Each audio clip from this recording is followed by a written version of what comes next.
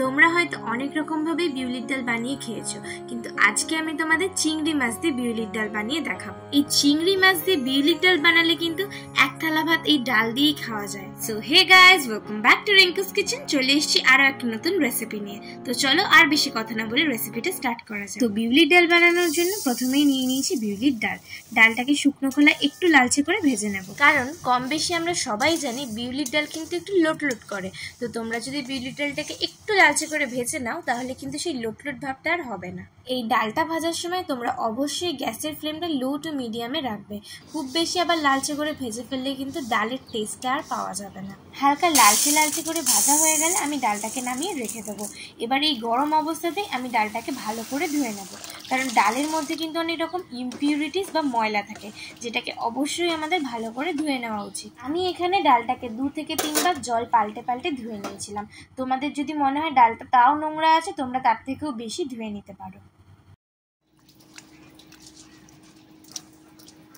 ডালটা ভালোভাবে ধুয়ে নেওয়ার পর আমি এটাকে প্রেসার কুকারের মধ্যে দিয়ে দেবো। তারপর এর মধ্যে দিয়ে দেবো পরিমাণ মতন জল। আচ্ছা, এখানে তোমাদের জলের পরিমাণটা বুঝিয়ে দিই। ফার্স্টে ডাল দেবে, তারপর 4 কোয়া মেপে জল দেবে। এবার একে একে আমি দিয়ে দেবো কাঁচা লঙ্কা, পরিমাণ মতন নুন, আর দিয়ে দেবো পরিমাণ মতন হলুদ।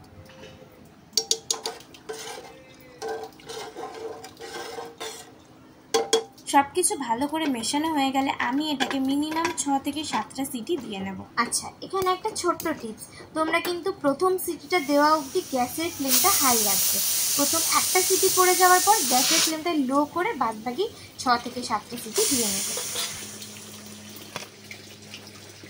আচ্ছা, 6 থেকে 7টা সিটি দেওয়ার পরেও তোমাদের যদি মনে হয় ডালটা এখনো অবধি সেদ্ধ হয়নি, তাহলে আর একটু উষ্ণ গরম জল মিশিয়ে ডালটা তোমরা সেদ্ধ করে নিতে পারো।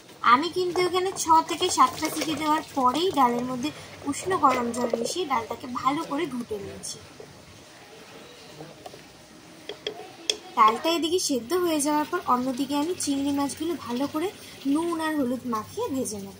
আমি কিন্তু তোমাদের আর আলাদা করে পরিমাণটা বললাম না, কারণ পরিমাণটা আমি ভিডিওতে লিখেই দিয়েছি। এবার আমি কড়াইতে দিয়ে দিচ্ছি সর্ষের তেল। তেলটা একটু গরম হয়ে আসলে আমি এর মধ্যে একে একে চিংড়ি মাছগুলো ভেজে নেব। এখানে কিন্তু চিংড়ি মাছগুলো খুব বেশি ভাজার দরকার নেই।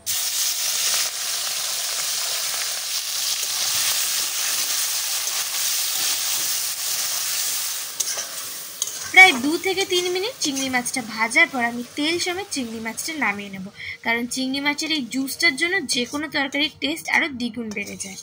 এবার আমি ওই কড়াইতেই ফোড়নের জন্য দিয়ে দিচ্ছি সর্ষের তেল। তেলটা একটু গরম হয়ে আসলে আমি এর মধ্যে একে একে দিয়ে দেব গোটা জিরে, তেজপাতা, আর দিয়ে দেবো শুকনো লঙ্কা। এই সব কিছুকে একটু ভালো করে নেড়ে নেবো যাতে এর ফ্লেভারটা ভালো করে চলে আসে। তারপর এর মধ্যে দিয়ে দেবো কেটে রাখা টমেটো। টমেটোটা একটু নেড়ে ছেড়ে এর মধ্যে দিয়ে দেবো পরিমাণ মতন নুন, যাতে টমেটোটা তাড়াতাড়ি সেদ্ধ হয়ে যায়।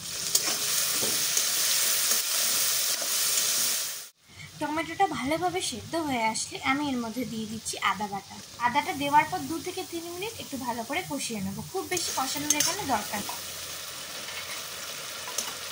আদাটা ভালো করে কষানো হয়ে গেলে আমি এর মধ্যে দিয়ে দিচ্ছি জিরের গুঁড়ো, দিয়ে সব কিছুর সাথে একটু ভালো করে মিশিয়ে নিচ্ছি।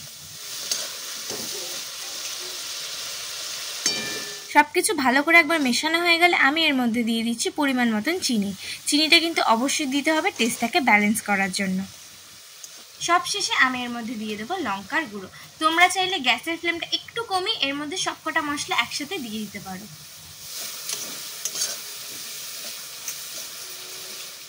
মশলাটা ভালো করে কষানো হয়ে গেলে আমি এর মধ্যে দিয়ে দেবো আগের থেকে ভেজে রাখা চিংড়ি মাছ। দিয়ে চিংড়ি মাছগুলো মশলার সাথে ভালো করে একটু মিশিয়ে নেব। চিংড়ি মাছটা দিয়ে ভালো করে একটু কষিয়ে নেওয়ার পর ফাইনালি আমি এর মধ্যে দিয়ে দিচ্ছি ধনেপাতা, দিয়ে একটু ভালো করে ধনেপাতাটাকে মিশিয়ে নিচ্ছি।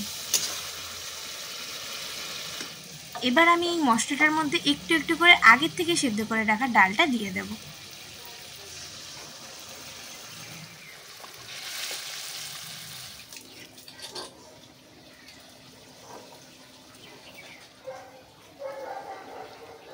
ফাইনালি ডালটা যখন ফুটে আসবে আমি এর মধ্যে গার্নিশ করার জন্য আবারও একটু ধনেপাতা দিয়ে দিচ্ছি। তো তোমরা দেখতেই পাচ্ছ চিংড়ি মাছ দিয়ে বিউলির ডাল কিন্তু একদম রেডি। আমি তোমাদের রিকোয়েস্ট করব একবার হলেও এই রেসিপিটা বাড়িতে বানানোর জন্য, আর আমাকে কিন্তু কমেন্টে জানাতে একদমই ভুলবে না। আর তোমরা প্লিজ এরকম ভাবেই আমাকে সাপোর্ট করো যাতে আমি এরকম আরো রেসিপি তোমাদের সাথে শেয়ার করতে পারি। Thanks for watching.